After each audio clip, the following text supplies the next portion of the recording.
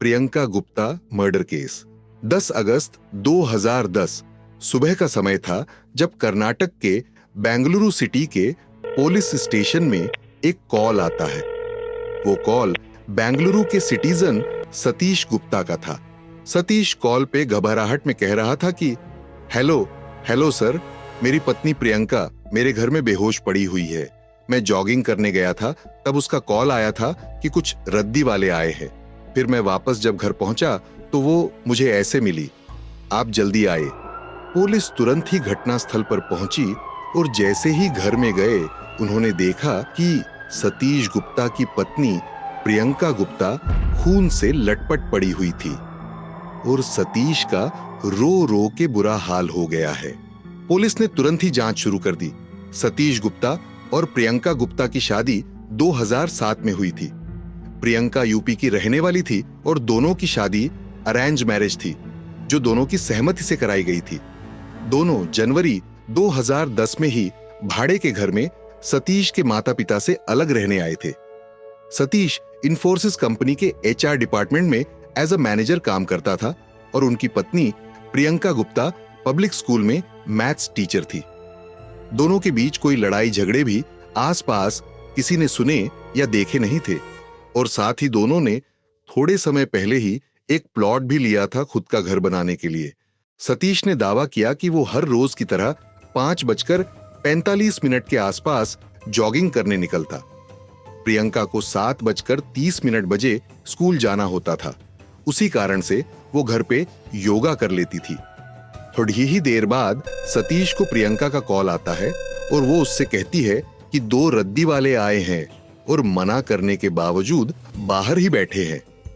सतीश को ये बात थोड़ी अजीब लगी, क्योंकि अभी 7 भी नहीं बजे थे, तो इतनी जल्दी कोई रद्दी वाले क्यों आए हैं। उसने प्रियंका से कहा, तुम घर के अंदर ही रहना और दरवाजा मत खोलना, मैं अभी वापिस आ रहा हूं। जब 6:30 से 6:45 के बीच सतीश घर पहुंचा तो उसने देखा कि दरवाजा अंदर से बंद था। उसके कई बार बेल बजाने और आवाज लगाने के बावजूद जब प्रियंका ने दरवाजा नहीं खोला तो उसे याद आया कि उसके ऑफिस में हमेशा घर की एक्स्ट्रा चाबी रहती है। सतीश ऑफिस से चाबी लेके आया और दरवाजा खोल के देखा तो उसकी पत्नी ऐसे ही जमीन पे पड़ी थी और उसने तुरंत ही पुलिस को कॉल किया। घर पे छानबीन के दौरान सतीश ने यह भी बताया कि 2 लाख रुपये जिससे वो अपनी पत्नी को कार गिफ्ट करने वाला था, वो भी घर से गायब है। वैसे तो ये बात सीधी ही थी और शक जाता था रद्दी वाले लोगों पे, लेकिन पुलिस की एक नजर सतीश के हाव भाव पे भी थी, क्योंकि दोनों पति पत्नी अकेले ही रहते थे और पत्नी का खून हुआ था, तो स्वाभाविक है कि पुलिस को पति पे ही पहला शक जाएगा। जांच के दौरान पुलिस को कुछ बातें अजीब लग रही थीं, जैसे कि सतीश की बातों में कुछ बातें सही नहीं लग रही थी, क्योंकि किसी भी पड़ोसियों ने किसी भी रद्दी वाले या किसी अजनबी को नहीं देखा था और अगर सच में आए होते तो पहले ग्राउंड फ्लोर पे जाते।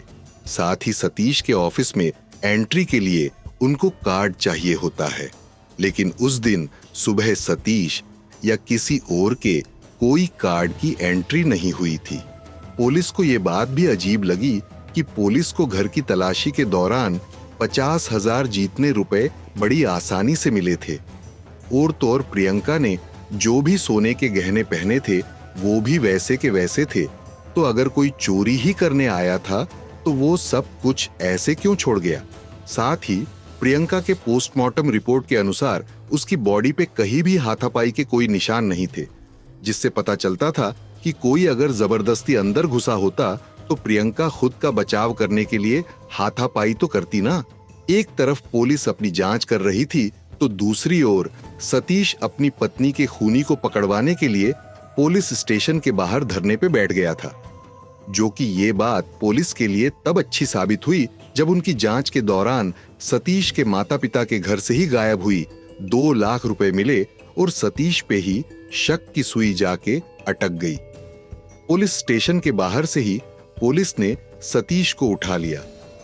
थोड़ी सख्ती से पूछने पर सतीश ने पुलिस को सब कुछ सच बताया, जो बेहद ही खौफनाक था। सतीश ने बताया कि उसी ने अपनी पत्नी की हत्या की थी। आगे खुलासे करते हुए उसने अपना पूरा प्लान और कत्ल की वजह भी बताई। सतीश ने पुलिस को बताया कि मेरी पत्नी के साथ रिश्ता धीरे धीरे टूट गया था। वो मेरे माता पिता से मुझे दूर कर रही थी। उसी के कहने पे मुझे अपना घर और परिवार छोड़ना पड़ा। वो खुद तो कभी मेरे माता पिता से नहीं मिलती थी और मुझे भी कभी मिलने नहीं देती थी। मैं अगर उनको पैसे देता था तो वो भी प्रियंका को पसंद नहीं था।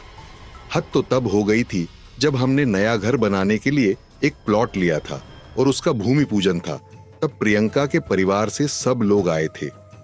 मेरे माता पिता को आने में थोड़ा लेट हो गया था, लेकिन जब वो आए तो प्रियंका ने उनको बाहर ही रोक दिया और उनका अपमान करते हुए कहा कि ये प्लॉट हमने अपने पैसों से खरीदा है और इस पे सिर्फ हमारा ही हक है। आप लोग यहां से चले जाइए। मेरे माता पिता बिना कुछ कहे वहां से चले गए। मैं तब पूजा में बिजी था, लेकिन पूजा के बाद जब मुझे ये बात पता चली, तब से प्रियंका के लिए मेरे दिल में सिर्फ और सिर्फ नफरत ही रह गई थी और मैंने सोच लिया था उससे बदला लेना है। तब से मैं उसके साथ प्यार से रहने लगा। उसको गिफ्ट्स देता, उसको घूमने ले जाता और उसके साथ बेहद प्यार से व्यवहार करता, जिससे उसे मुझ पे आगे जाके शक न हो। योजना के मुताबिक उस दिन मैंने प्रियंका के आंखों पे पट्टी लगाई और प्रियंका को बोला कि उसके लिए मैं एक सरप्राइज लाया हूं। फिर मैंने उसके हाथ पैर कुर्सी से बांध दिए, जो कि आगे भी इस तरह से कई बार मैंने प्रियंका को सरप्राइज दिए थे, तो उसने मेरा बिल्कुल भी विरोध नहीं किया। और फिर उसके गले में रस्सी बांध के गला घोंट के मैंने उसको मार दिया। फिर भी मुझे लगा कि वो शायद बेहोश ही हुई थी, तो मैंने चाकू से उसकी हत्या कर दी। ये सब मैंने ग्लव्स पहन के किया और फिर मुझ पे शक न हो इसलिए रोज के मुताबिक जॉगिंग के लिए निकल गया। साथ ही खुद को ही प्रियंका के फोन से फोन भी किया, ताकि रद्दी वाली बात सबको सच लगे। और अगले दिन ही घर की चाबी भी ऑफिस से लेके अपने पास रख ली थी।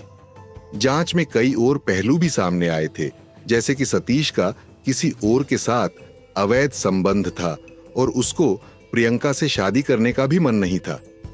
और एक बात यह भी थी कि प्रियंका की यूपी में किसी लड़के के साथ बातें हो रही थी, तो उसका भी किसी और से संबंध हो सकता था। दोनों के परिवार का बयान कुछ इस तरह था कि सतीश के माता पिता का कहना था कि प्रियंका को उनके साथ नहीं रहना था और जो 2 लाख रुपए उनके घर से पुलिस को मिले थे, उसके बारे में उन दोनों को कुछ पता नहीं था। सतीश ने उनको बिना बताए वो पैसे घर में रखे थे और दूसरी तरफ प्रियंका के परिवार का कहना था कि वो लोग प्रियंका को छोटी छोटी बातों में भी बहुत सुनाते थे और परेशान करते थे। प्रियंका ने कई बार रोते हुई अपने माता पिता को कॉल भी किया था, लेकिन हर माता पिता की तरह उन्होंने भी प्रियंका को सब ठीक हो जाएगा, थोड़ा समय लगेगा, ऐसा बोल के शादी नहीं तोड़ने की सलाह दी थी। सतीश को 28 जुलाई 2017 यानी 7 साल बाद उम्र कैद की सजा सुनाई गई थी और साथ ही 25,000 रुपए का जुर्माना भी। सतीश का केस हाई कोर्ट में भी ले जाया गया था, लेकिन उसकी सजा में कोई बदलाव नहीं किए गए। जेल में सतीश बाकी कैदियों को पढ़ाता था और उसका व्यवहार भी सबसे अच्छा था, इसलिए उसके 25,000 रुपए के जुर्माने को रद्द कर दिया गया। लेकिन उम्र कैद की सजा में कोई बदलाव नहीं किया गया, क्योंकि ऐसे गुनाह की कोई माफी नहीं होती। एक कत्ल और कितने सारे पहलू, पति पत्नी के बीच में कितनी सारी अनकही बातें जो दोनों के रिश्ते को इस मोड़ पे ले आई थी। अगर जीवन साथी के साथ आप खुश नहीं हो तो आप अलग हो सकते हो। किसी की जान लेना किसी संबंध से छुटकारा पाने के लिए सही रास्ता नहीं है। एक और बात जो हमारे समाज और खास करके सारे माता पिता को समझनी चाहिए कि अगर आपका बेटा या बेटी कभी भी आपको बोले कि वो अपने संबंध या शादी में खुश नहीं है या उसको कोई भी तकलीफ है, तो उनकी बात पे ध्यान दे, उनसे बात करे और समाज या दुनिया के डर से उनकी जिंदगी को भोग न बनने दे। हम नहीं जान सकते कि किस इंसान की फितरत कैसी होगी। हर बात सहने के लिए नहीं होती है। कभी-कभी संबंध से बाहर निकल जाना ही आगे की जिंदगी के लिए बेहतर साबित होता है। इस केस के बारे में आपका क्या कहना है दोस्तों? इस कहानी से हमारा इरादा किसी को गलत राह दिखाना नहीं है। समाज में जागरूकता लाना ही हमारी चैनल का काम है। अगर आपको हमारी ये क्राइम स्टोरी पसंद आई है और आप ऐसी ही सच्ची कहानी आगे देखना चाहते हो तो जुड़े रहिए हमारी चैनल के साथ। अभी सब्सक्राइब करें हमारी चैनल रियल क्राइम स्टोरीज को और शेयर करें अपने दोस्तों के साथ।